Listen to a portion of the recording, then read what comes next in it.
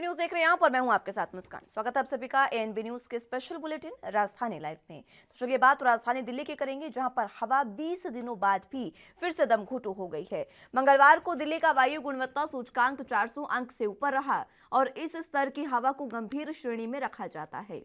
राजधानी में इससे पहले 2 दिसंबर को वायु गुणवत्ता सूचकांक 429 के अंक पर यानी गंभीर श्रेणी में रहा था। दिल्ली की हवा पिछले 20 दिनों बाद फिर से दमघोंटू हो गई है। मंगलवार को दिल्ली का वायु गुणवत्ता सूचकांक 400 अंक से ऊपर रहा और इस स्तर की हवा को गंभीर श्रेणी में रखा जाता है। राजधानी में इससे पहले 2 दिसंबर को वायु गुणवत्ता सूचकांक 429 के अंक के पार था। इसके बाद हवा की रफ्तार में थोड़ी बढ़ोतरी के चलते गुणवत्ता में सुधार हुआ था। सफर का अनुमान है कि हवा शांत पड़ने के चलते अगले 2-3 दिनों के बीच वायु गुणवत्ता सूचकांक इसी के आसपास रह सकता है। यूं तो दिल्ली के लोग आमतौर पर जाड़े के समय गंभीर प्रदूषण का सामना करते हैं, लेकिन इस बार दिवाली के बाद से ही लगातार परेशानी का सामना करना पड़ रहा है। दिवाली के बाद से ज्यादातर समय दिल्ली की हवा बेहद खराब या गंभीर श्रेणी में रही। हवा के शांत पड़ने के साथ ही मंगलवार को एक बार फिर से दिल्ली की हवा गंभीर श्रेणी में पहुंच गई है।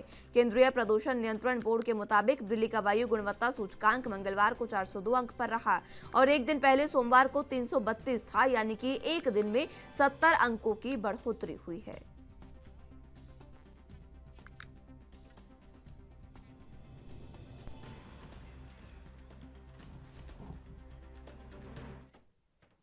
इसी खबर पर ज्यादा जानकारी के लिए दिल्ली से संवाददाता राजीव तिवारी हमारे साथ जुड़े हुए हैं। राजीव, फिलहाल जिस तरीके से वायु गुणवत्ता सूचकांक एक बार फिर से बढ़ता नजर आ रहा है, एक्यूआई बढ़ा है और प्रदूषण जो है वो लगातार बढ़ता जा रहा है, एक बार फिर से दमघोंटू हवा हो गई है, फिलहाल सरकार की क्या कुछ तैयारियां?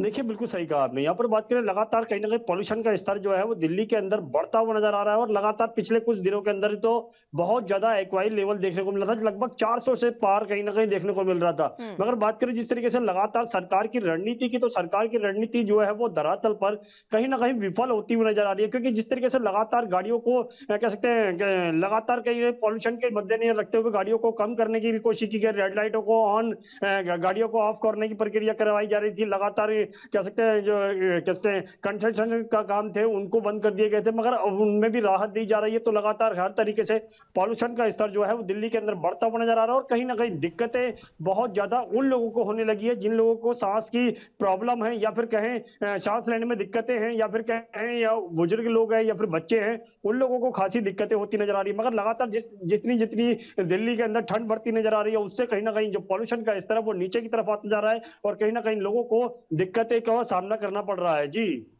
लोगों को दिक्कतों का सामना करना पड़ रहा है, लेकिन इसके लिए जो सरकार है वो क्या कुछ कर रही है? तरह तरह के जो काम है वो सरकार कर सकती है प्रदूषण को कम करने के लिए, लेकिन दिल्ली सरकार का क्या कुछ प्लान है इसको लेकर?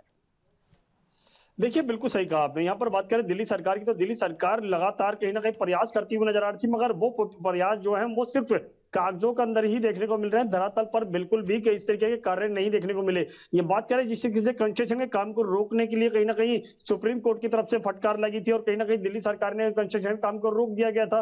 मगर अब कहीं न कहीं कंस्ट्रक्शन के कामों को दोबारा से खोलने की राहत दी जाने की कोशिश की जा रही है और दोबारा से जो यानी कि जो रात के समय जो ट्रक आ रहे थे, जिनकी जो डीज़ल गाड़ियाँ थी, उनको कहीं न कहीं रोक दिया गया था। अब उनको भी अनुमति दे दी गई है। तो कहीं न कहीं दिल्ली के अंदर दोबारा से पॉल्यूशन का स्तर जो है वो बढ़ता हुआ नज़र आ रहा है। मगर दिल्ली सरकार को अभी कहीं न कहीं जो रात के समय यानी कि कह सकते हैं जो ट्रकों की आवाजाही थी, वो लगातार कहीं न कहीं बंद कर दी गई थी। उसको अभी तक बंद ही रहने देने चाहिए थे, ताकि पॉल्यूशन का स्तर जो है दिल्ली के अंदर कम होता हुआ नज़र आए। मगर दिल्ली के अंदर अभी की बात करें तो कहीं न कहीं पॉल्यूशन का स्तर जो है वो 300 से ऊपर जा चुका है। तो कहीं न कहीं स्थिति कंट्रोल करने के लिए दिल्ली सरकार को कदम उठाने पड़ेंगे, चाहे वो ऑड इवन को लागू करना पड़े या फिर कहीं कंस्ट्रक्शन के काम को रोकना पड़े। मगर अभी तक दिल्ली के अंदर स्थिति जो है वो पॉल्यूशन के अंदर कहीं न कहीं बिगड़ती हुई नज़र आ रही है। जी।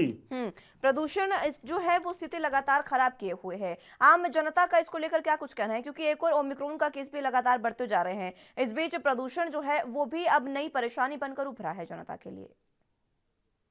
देखिए, बिल्कुल सही कहा आपने। यहाँ पर बात करें आम जनता की, तो आम जनता बिल्कुल परेशान है। यहाँ तक कि कह सकते हैं नए वेरिएंटर को लेकर भी कहीं न कहीं दिक्कतें आ रही हैं और यहाँ तक कि सरकारें ज़रूर कोशिश कर रही हैं, मगर वो सरकारों की कोशिश ख़ास तौर पर दिल्ली सरकार की बात करें तो दिल्ली सरकार की कोशिश जो है, ना तो वो पॉल्यूशन के मद्देनज़र रखते हुए कारगर होती नज़र आ रही है, ना ही नए वेरिएंटर को लेकर, ना ही कोरोना को लेकर। लगातार कहीं न कहीं कोरोना की स्थिति जो है, वो भी बिगड़ती नज़र आ रही है। लगातार तीसरी लहर का जो खतरा है, वो भी बनता हुआ नज़र आ रहा है। यहाँ पर पॉल्यूशन की स्थिति की बात करें, तो पॉल्यूशन की स्थिति भी कहीं न कहीं बिगड़ती हुई नज़र आ रही है। मगर दिल्ली सरकार का ध्यान जो है सिर्फ चुनाव की तरफ है, ना कि जनता की तरफ। जो जनता की तरफ जो अगर ध्यान होता तो कहीं न कहीं कुछ कदम उठाए जाते। मगर अभी तक जितने भी कदम उठाए गए दिल्ली सरकार के द्वारा, चाहे वो कोरोना को लेकर हो, गाइडलाइन को लेकर हो, अधिकारियों की तरफ से बाजारों के अंदर सख्तीकरण करने को लेकर हो, मगर कहीं न कहीं यहाँ पर भी कहीं न कहीं अधिकारी हैं या फिर कहें जो आम आदमी पार्टी यानी दिल्ली सरकार है, उनकी तरफ से सिर्फ कागज़ों के अंदर ही काम होता हुआ नज़र आ रहा है। धरातल पर बिल्कुल भी काम होता हुआ नज़र नहीं आ रहा और इसी की वजह से कहीं न कहीं कोरोना की स्थिति भी बिगड़ती नज़र आ रही है और यहाँ पर बात करें जिस तरीके पॉल्यूशन की, तो पॉल्यूशन की स्थिति भी बिगड़ती हुई नज़र आ रही है। जी। केंद्रीय प्रदूषण नियंत्रण बोर्ड जो है उसने राजीव कल ही आंकड़े जारी किए हैं। पहले एक दिन में 70 से ज्यादा अंकों की बढ़ोतरी हुई है प्रदूषण में। इसका कोई खास कारण बताया जा रहा है क्या? जो अब हम सर्दियां लगातार बढ़ रही है उसकी वजह से आग लोग जलाते हैं, अलाव जलाते हैं, क्या उसकी वजह से प्रदूषण बढ़ा या कोई और कारण इसका कहा जा सकता है? देखिए, बिल्कुल सही कहा आपने। यहाँ पर बात करें जिस तरीके से लगभग से 70% जो है पॉल्यूशन दिल्ली के अंदर बढ़ा है, तो उसका कारण कहीं न कहीं वो अलाव का भी बताया जा रहा है कि अलाव जो जलाई जा रही है ठंड की वजह से लोगों के बचने के लिए, कहीं न कहीं उसकी वजह से भी पॉल्यूशन बन रहा है। मगर जो फैक्ट्रियों के अंदर से अभी भी जो पॉल्यूशन निकल रहा है, उसके लिए कहीं न कहीं दिल्ली सरकार को कदम उठाने चाहिए थे, मगर वहाँ पर भी कहीं न कहीं सिर्फ़ कागज़ों के अंदर ही काम होता हुआ नज़र आया। मगर धरातल की बात करें तो यहाँ पर दिल्ली के अंदर दिल्ली सरकार जो है वो कागज़ों के अंदर ज़्यादा काम कर रही है, ना कि धरातल पर। मगर जनता जो है वो कहीं न कहीं दिल्ली सरकार को ही कोसती नज़र आ रही है क्योंकि दिल्ली सरकार जो है वो लगातार प्रयास के नाम पर बड़े-बड़े वादे ज़रूर किए जा रहे हैं, मगर वादे जो हैं वो सच्चाई में कुछ भी साबित होते नज़र नहीं आ रहे हैं और जनता जो है वो कहीं न कहीं कोरोना की मार से और कहीं न कहीं पॉल्यूशन की मार से दोनों तरफ से पिसती हुई नज़र आ रही है। जी।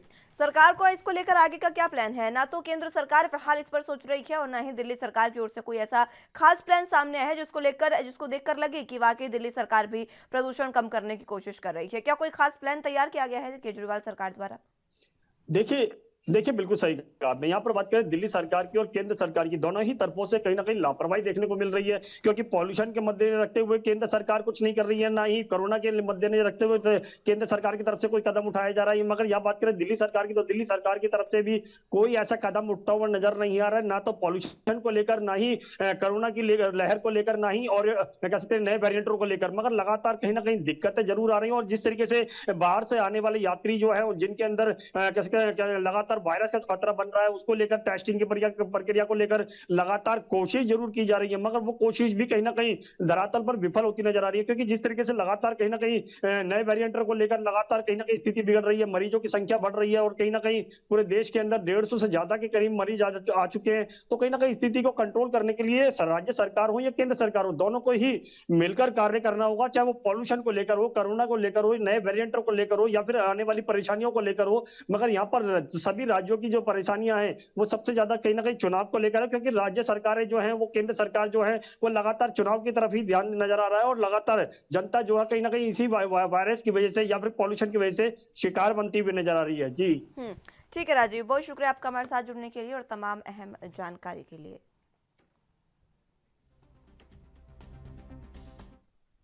तो अगली खबर पंजाब से है, जहां पर पंजाब की सियासत में एक नया धमाका हो गया है। चुनी सरकार ने आधी रात को अकाली नेता और पूर्व मंत्री बिक्रम सिंह मजीठिया के खिलाफ केस दर्ज कर लिया है और यह केस मोहाली में ब्यूरो ऑफ इन्वेस्टिगेशन ने स्टेट क्राइम पुलिस थाने में दर्ज किया है।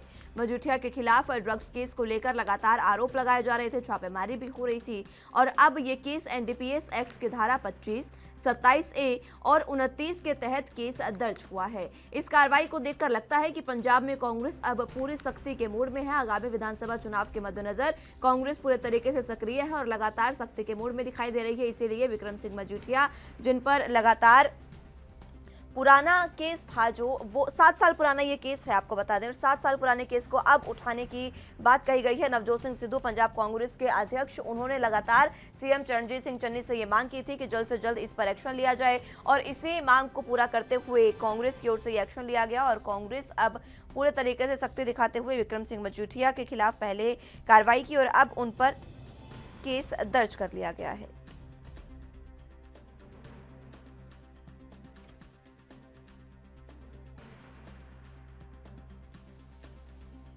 तो आपको बता दें कि ये देखकर लगता है कि पंजाब की सियासत में एक नया मोड़, एक नया धमाका हो गया है, क्योंकि आगामी विधानसभा चुनाव भी नज़दीक हैं। इसको लेकर इस तरीके से कार्रवाई करना कांग्रेस के लिए सही साबित हो सकता है। आपको बता दें कि सख्ती के मूड दिखाते हुए कांग्रेस ने एनडीपीएस एक्ट के तहत विक्रम सिंह मजीठिया के खिलाफ केस दर्ज कर लिया है। 7 साल पुराना ये केस है, जिस पर अब केस दर्ज किया गया है। अब इन्वेस्टिगेशन शुरू हुई और ब्यूरो ऑफ इन्वेस्टिगेशन ने स्ट्रीट क्राइम पुलिस थाने में ये केस अब दर्ज करा दिया है।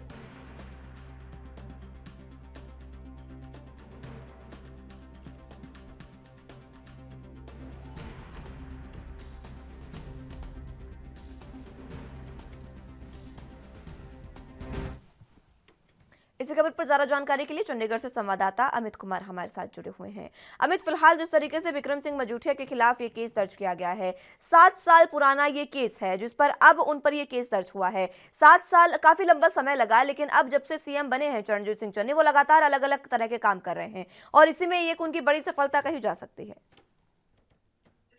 एक मेजर बातों में से एक था कि हम कहें कि बार-बार कहते नजर आए थे कि पंजाब में ड्रग्स के लिए अगर कोई जिम्मेदार है तो उसके ऊपर कार्रवाई करेंगे।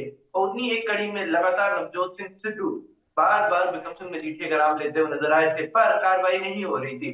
तो ये अकाली दल जहां ये बोलता नजर आता है कि सरकार बार-बार प्रेशर डाल रही है, प्रेशर डाल के केस दिलवाना चाहती है, तो उसके ऊपर भी जवाब देते हुए नजर आए कि हमने अपनी तरफ से कोई प्रेशर नहीं डाला है। जो सरकारी तंत्र के अंदर है, जो कानून के अंदर है, वही कार्रवाई की गई है और उसी के अंदर ये सारे एक्शन किए गए। कल चाहे हम बात करें डिप्टी मुख्यमंत्री गोपी सोनी की बात करें, सुरेंद्र रंधावा की बात करें, सबने एक ही बात कही है कि जो गुनहगार है उसको सजा मिलेगी और कानून के अंदर उसको सजा मिलेगी। और ये केस कानून के अंदर ही रजिस्टर हुआ है और साफ साफ एफआईआर, आप देखिए कि एफआईआर भी बाय नेम की गई है।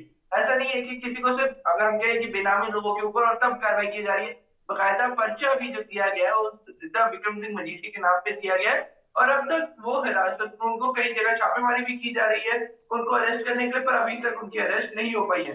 अरेस्ट कभी भी हो सकती है, पर अभी देखना होगा कार्रवाई कहाँ होगी। एक्शन जरूर लेते नजर आया और इसका रिस्पॉन्स आप देख सकते हैं कि ऑल ओवर पंजाब में देखने को मिला है। अगर हम सीधी बात करें कि पंजाब कांग्रेस के प्रधान नवजोत सिंह सिद्धू ने जैसे ही पर्चा दर्ज हो उसकी बाकायदा ट्वीट किया है, 3 लगातार ट्वीट किए थे जिसमें उन्होंने बोला कि आखिर अगर हम कहें कि इंसाफ की प्रणाली शुरू हो चुकी है, पर इसको मंजिल तभी हासिल होगी जब जो पंजाब में ड्रग्स के लिए सबसे ज्यादा जिम्मेदार है उनको सख्त से सख्त सजा मिलेगी।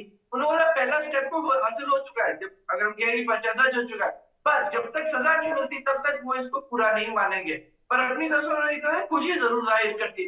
तो वही पंजाब कांग्रेस के सीनियर नेताओं की बात करें तो वो सब भी अपनी सहमति जताते नजर आए। उन्होंने बोला कि हाँ कार्रवाई होगी और जितना अंडर लॉ बाय लॉ बनती है वो कार्रवाई की जाएगी। तो ये अकाली दल बार बार बोलता हुआ नजर आया कि वेंडेटा पॉलिटिक्स है।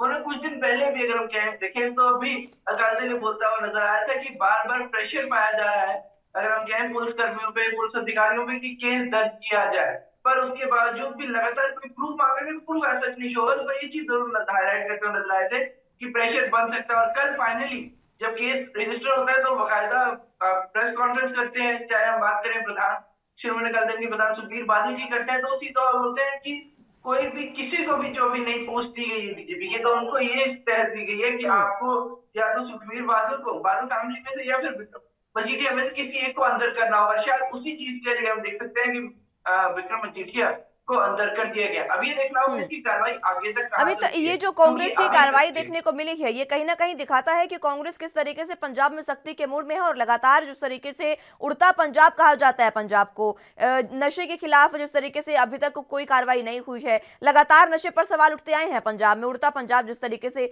और इस शब्द को लेकर जिस तरीके से बवाल हुआ था, लगातार मूवियां इस पर, फिल्म इस पर बनती जा रही है, क्योंकि पूरे तरीके से नशे का कारोबार जो है वो पंजाब में देखने को मिलता है। पंजाब अगर फल फूल रहा है तो एक बार ये कहना भी गलत नहीं होगा कि नशे की वजह से, और इसी पर अब कहीं ना कहीं सीएम चरणजीत सिंह चन्नी जो है वो इस पर कार्रवाई करते नजर आ रहे हैं, सख्ती नशे के खिलाफ दिखाते नजर आ रहे हैं। आगामी विधानसभा चुनाव में भी अगर इसको जोड़कर देखा जाए तो बहुत अच्छी बढ़त मिल सकती है कांग्रेस को इस पर। जी बेशक, देखिए अगर हम कहें कि ड्रग्स एक मेजर इश्यू है, इसे पंजाब सरकार मानती है, इसे पंजाब की हर पॉलिटिकल पार्टी मानती है कि पंजाब में नशे की दिक्कत समस्या है, पंजाब के युवा नशे के आदी हैं और उनको बचाने की जरूरत है। और इसके लिए हर एक सरकार कोशिश करती है चाहे हम बात करें चन्नी चन्नी की सरकार, इससे पहले हम बात करें कैप्टन अमरिंदर सिंह की सरकार।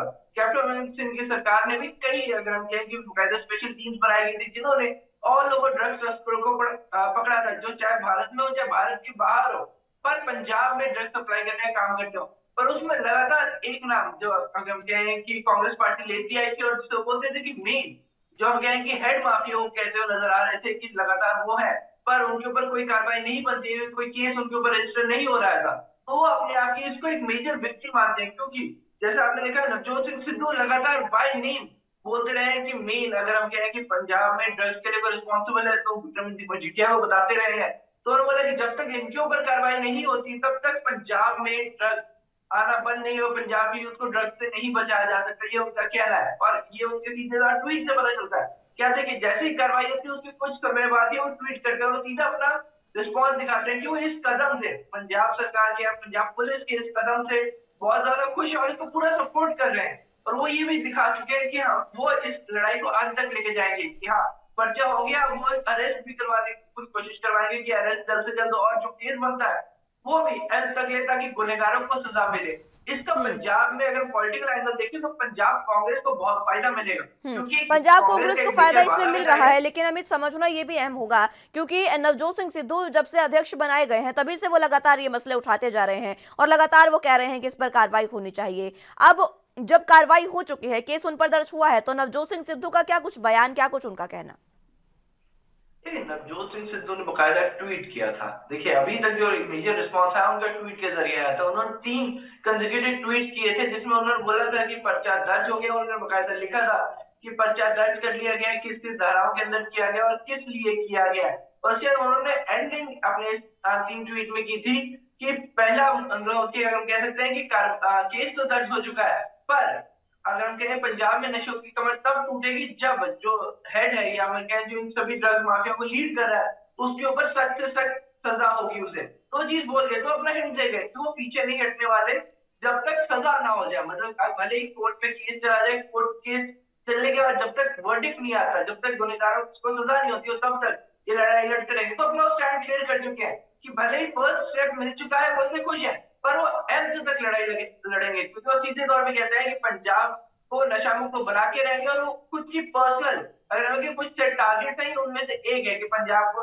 नशा मुक्त बनाना है, और उसी कड़ी में वो लगातार मेहनत करते हुए नजर आ रहे हैं। ठीक, लगातार मेहनत करते हुए नजर आ रहे हैं, लेकिन ये जो फायदा जिस तरीके से आप बता रहे थे आगामी विधानसभा चुनावों में मिलेगा कांग्रेस को, जो शिरोमणि अकाली दल है उस कांग्रेस को फायदा मिले ना मिले, लेकिन शिरोमणि अकाली दल को इससे बिल्कुल जो कमजोर है किसी तरीके से हुई है, क्योंकि मजीठिया काफी बड़े नेता हैं आगे शिरोमणि अकाली दल के, और उन पर इस तरीके के अगर आरोप लगे हैं तो जनता अब उन पर विश्वास नहीं करेगी। देखिए ये एक मेजर आरोप है। तो देखिए हम लोग कह सकते हैं कि अभी से केस दर्ज हुआ है और हमारे जैसे हम कह सकते हैं कि proven innocent until proven guilty. देखिए आरोप दर्ज हुआ है, अब केस चलेगा। अब हमें ये स्टेप देखना होगा कि देखिए अभी भी बाय आरोप की स्टेज चल रही है। आपको याद होगा कि अरविंद केजरीवाल भी पहले एक बार आरोप लगा चुके हैं पर जिसके उन्होंने माफी मांगनी पड़ी थी। तो ये भी याद है। देखिए केस अभी कांग्रेस सरकार दर्ज करा चुकी है, माफ कीजिएगा पंजाब पुलिस दर्ज कर चुकी है। अब इसके आगे केस चलेगा और जब तक केस चलता रहेगा तब तक हम कह सकते हैं कि कार्रवाई, हम ये नहीं कह सकते कि वो गुनहगार है या नहीं है। हाँ, एक नेगेटिव इम्पैक्ट जरूर पड़ेगा कि इस केस के तहत आपके ऊपर पर्चा हुआ है तो आपका क्या कहना है। पर अकाली दल पहले से इसमें स्टैंड ले चुकी है, तो अगर हम एज इम्पैक्ट बोले कि अकाली दल पे इसका असर होगा तो नहीं, अकाली दल पे इसका इतना असर नहीं होता हुआ। हाँ, अरेस्ट होती है अगर उनके ऊपर केस, अगर उन्होंने गिल्टी फाउंड होता है तो उनका बहुत बड़ा इम्पैक्ट पड़ेगा। पर कांग्रेस को बूस्ट जरूर मिलेगा। कांग्रेस अपने किए वादों में से एक, जो ये वादा एक काफी लंबे टाइम से पेंडिंग था, जिसको दूसरी पार्टियों में घेरती हुई नजर आ रही थी कि आप बार बार बोलते हुए कि आप ड्रग माफिया जो आप खुद कहते हैं आप उनके ऊपर कार्रवाई करेंगे, तो अब वो करते हुए भी नजर आ गए हैं। मेजर कार्रवाई पहले भी की जा चुकी है, उनमें कई कड़ी में से एक है। पर जिनको खुद नवजोत सिंह सिद्धू बार बोलते रहे कि ड्रग कि माफिया लीडर जिन्हें वो बोलते रहे उनके ऊपर कार्रवाई नहीं कर पा रहे, तो पर वो कार्रवाई भी कर दी गई है। तो एक बूस्ट, फॉरन बूस्ट भी मिलेगा कांग्रेस को और लोगों का सपोर्ट भी ऐड ऑन आएगा कि ऑफ कोर्स जो लोग लगातार डिमांड कर रहे हैं कि नशा पंजाब से हटाया जाए तो उनका सपोर्ट जरूर कांग्रेस को और ज्यादा मिलता हुआ नजर आएगा। ठीक है अमित, बहुत शुक्रिया हमारे साथ जुड़ने के लिए और तमाम अहम जानकारी के लिए। तो फिलहाल खबरों में आगे बढ़ते हैं। विधानसभा सत्र की पूर्व संध्या पर बात मुंबई की कर रहे हैं, जहां पर विपक्ष के नेता देवेंद्र फडणवीस ने ठाकरे सरकार पर गंभीर आरोप लगाए हैं। बीजेपी नेताओं ने शिव भोजन थाली योजना में भ्रष्टाचार का आरोप लगाया, जो ठाकरे की सरकार के काफी करीब है। देवेंद्र फडणवीस ने कहा कि शिवाजी महाराज के नाम पर शिव भोजन योजना शुरू की गई थी और इसमें भ्रष्टाचार था और ये एक महान छत्रपति शिवाजी महाराज का अपमान है। बीजेपी नेता चित्रावाग ने भी ठाकरे सरकार पर जोरदार हमला बोला है। शिव भोजन थाली योजना में दलालों ने एक ही फोटो ली, लेकिन अलग अलग नाम देकर ग्राहकों को ठगा है। इसके जरिए सरकार ने अपनी कमर कस ली है। बच्चों को भूखा रखना पाप है। चित्रावाग ने एक सेवानिवृत्त न्यायाधीश से इस बात की गहन जांच करने की मांग भी की है कि गरीबों का खाना बिचौलियों के गले कैसे उतर गया।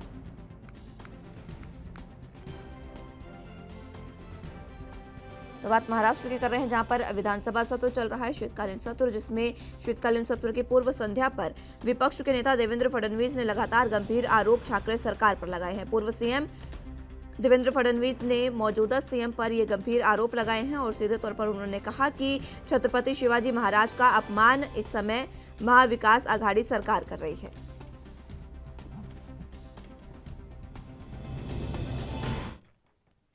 इसी खबर पर ज्यादा जानकारी के लिए मुंबई से संवाददाता मुरारी सिंह हमारे साथ जुड़ चुके हैं। मुरारी, फिलहाल जिस तरीके से ये जो शिव भोजन व्यवस्था है, शिव भोजन योजना है, ये शुरू की गई है, ये क्या योजना है, ये भी विस्तार से बताएं और अब क्या कुछ आरोप देवेंद्र फडणवीस द्वारा लगाए गए हैं।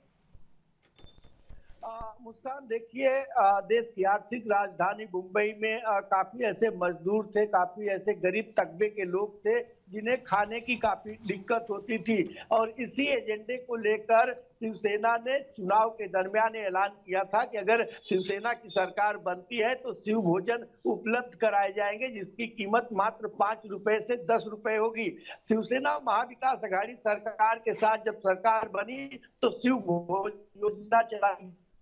योजना जो है मुंबई सहित कई जगहों पर ये 5 रुपए और 10 रुपए थाली भोजन कराने की योजना थी, लेकिन महाराष्ट्र के पूर्व मुख्यमंत्री विरोधी पक्ष नेता देवेंद्र फडणवीस ने कल देर शाम एक गंभीर आरोप लगाया। उन्होंने कहा कि शिवसेना ने अपने करीबी और नजदीकियों के व्यवसाय बिजनेस के लिए योजना चालू की है और इसमें बहुत बड़ी धांधली की गई है। उन्होंने साफ तौर पर कहा है कि फर्जी पेपर, फर्जी प्रमाण पत्र के जरिए जो है इस खाने का वितरण किया गया और इसमें कई करोड़ रुपए के घोटाला किए गए हैं। हालांकि अभी तक महाविकास आघाड़ी या शिवसेना की तरफ से कोई जवाब इस पर नहीं आया है, लेकिन जिस तरीके से आरोप लगाए हैं और आज विधानसभा सत्र का पहला दिन है, देखना होगा कि जैसे सत्र की शुरुआत होती है उसमें शिव भोजन का क्या रूप और क्या आकार होता है। मुस्कान, ये जो आरोप लगाए गए हैं, इस पर छत्रपति शिवाजी महाराज की उन्होंने कहा है कि पूरे तरीके से अपमान है ये, और ये आरोप भी लगाए गए कि पहले एक ही फोटो ली गई और उसको अलग अलग बच्चों को मतलब दिखाया गया अलग अलग नाम देकर। ये जो आरोप है, ये कितने सच साबित है? जमीनी हकीकत क्या है इस योजना की? देखिए मुस्कान, जो आरोप लगाए गए हैं उसमें कितनी सच्चाई है तो कह पाना मुश्किल होगा, लेकिन अगर हम जीरो ग्राउंड पर देखें तो कई जगहों पर ऐसा होता है कि तकरीबन 1 से 1.5 घंटे में ही खाने खत्म हो जाते हैं। कई जगहों पर एक ही आदमी को 5-5 लोगों के खाने दिए जाते हैं। ऐसी चीजें बहुत बार मीडिया के माध्यम से प्रकाश में आ चुकी है, लेकिन महाराष्ट्र सरकार इस पर कोई गंभीरता नहीं ले रही थी। ऐसे में पूर्व मुख्यमंत्री देवेंद्र फडणवीस ने जिस तरीके से आरोप लगाया है, देखना होगा कि आज जब सदन की कार्रवाई शुरू होती है तो देवेंद्र फडणवीस की तरफ से क्या कुछ सबूत जो है वहां रखे जाते हैं और इस पर शिवसेना सहित महाविकास आघाड़ी या फिर कह सकते हैं कि जो मंत्री है इस विभाग के, वो क्या कुछ जवाब दे पाते हैं। मुस्कान, मुरारी, इस पर उद्धव ठाकरे का क्या कुछ बयान सामने आया है? क्योंकि देखिए, जब उन पर आरोप लगे हैं तो उनका कोई सफाई अभी तक उन्होंने मीडिया के सामने कोई बयान नहीं दिए हैं, कोई स्टेटमेंट अपना जारी नहीं किए हैं देवेंद्र फडणवीस के बयान को लेकर, लेकिन इस बयान के बाद महाराष्ट्र में राजनीतिक सियासत काफी तेज हो गई है, क्योंकि शिवसेना पर सीधा हमला कर सकते हुआ है, क्योंकि उन्होंने साफ तौर पर कहा है कि अपने करीबियों को व्यवसाय और बिजनेस उनको भोजन योजना चलाई गई है और उन्होंने साफ तौर पर कहा कि छत्रपति शिवाजी महाराज का कहीं ना कहीं इस योजना में नाम इस्तेमाल कर जो भ्रष्टाचार किया गया है वो कहीं ना कहीं उनका अपमान है। मुस्कान। लेकिन जिस तरीके से योजना पर अब आरोप लगाए गए हैं, काफी समय भी हो गया है इस योजना को चलाए को, और इस पर तरह तरह के आरोप समय समय पर लगते भी रहे हैं, लेकिन इस पर महाविकास आघाड़ी सरकार ने अभी तक कोई भी एक्शन नहीं लिया है। अब जब उन पर विधानसभा सत्र में जब ये आरोप, आज देखना होगा किस तरीके से लगेंगे, क्या कुछ सबूत रखेंगे देवेंद्र फडणवीस, लेकिन पूर्व संध्या पर जिस तरीके से उन्होंने ये तमाम बातें कही है, बहुत गंभीर आरोप है महाविकास आघाड़ी सरकार पर, लेकिन अब उनके पास क्या कुछ उनका रुख हो सकता है आगे?